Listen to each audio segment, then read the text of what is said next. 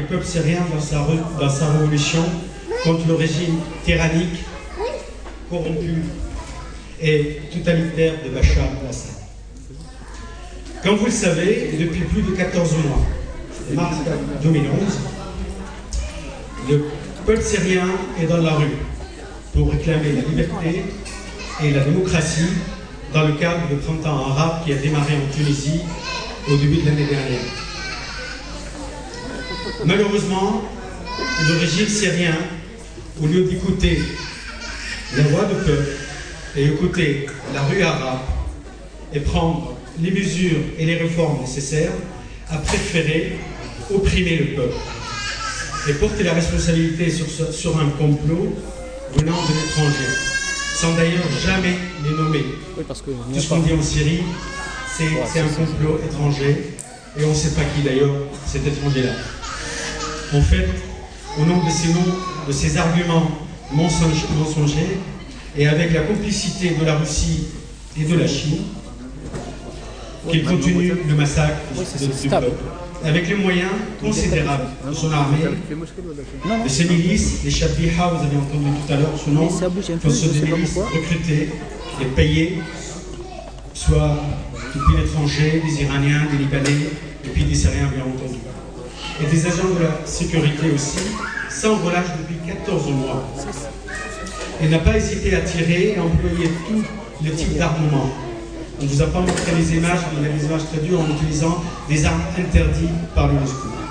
Comme vous l'avez bien vu dans les différents médias d'ailleurs, et contre toute attente, et malgré le très lourd bilan des victimes innocentes, des blessés, des disparus et des arrestations, le peuple n'a pas plié face à ce tyran. Bien au contraire, la révolution s'est accentuée et elle n'a jamais cessé.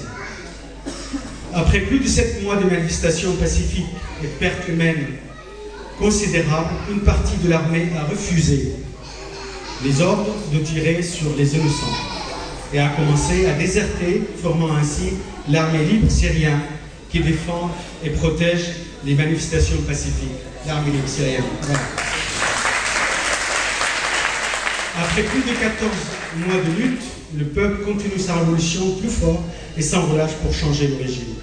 Aujourd'hui, la situation est très critique, plus en plus grave, où seule la mission de Kofi Annan pourrait nous permettre d'espérer une solution pacifique et empêcher le pays de sombrer dans un processus destructeur et avec l'horrible perspective des guerres civiles. Nous sommes clairement solidaires avec cette initiative et nous espérons que la communauté internationale, en particulier le nouveau gouvernement français, continue son effort pour forcer le régime à accepter pleinement son application. Mais le régime d'Assad, et comme ses habitudes, cherche à gagner du temps pour continuer à massacrer le peuple syrien. Exemple, l'attentat perpétré hier contre le convoi des observateurs des Nations Unies, les attentats aujourd'hui à Damas, d'ailleurs, et ça va continuer pour justement faire échouer ce plan, pour gagner un peu de temps et massacrer la population et l'opposition. Donc, tout en accusant l'armée libre, bien entendu, avec ses mensonges, sont dorénavant démasqués et personne n'est dupe. Le peuple syrien a besoin de soutien dans son combat pour la liberté et l'égalité. Notre association, le Printemps syrien, créée le 15 mars, d'ailleurs je vous invite à vous inscrire, il y a des bulletins d'adhésion à votre disposition, s'inscrit dans cette démarche de soutien et d'aide humanitaire aux populations. Notre but est de collecter des fonds, des aides et des médicaments et assurer leur acheminement. Encore merci pour votre présence et de bonnes continuations ce soir pour encore mieux découvrir ce beau pays. Nous vous souhaitons une très bonne soirée pour partager avec nous notre culture. Merci.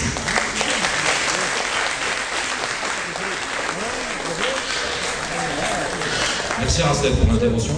Donc maintenant, place à la musique, place à l'ambiance. Donc l'équipe de choc qui se prépare. Donc Lotfi, Abou Soufiane, Mortassem et Hassan qui vont nous chanter les plus beaux chants révolutionnaires. Je vous laisse la scène.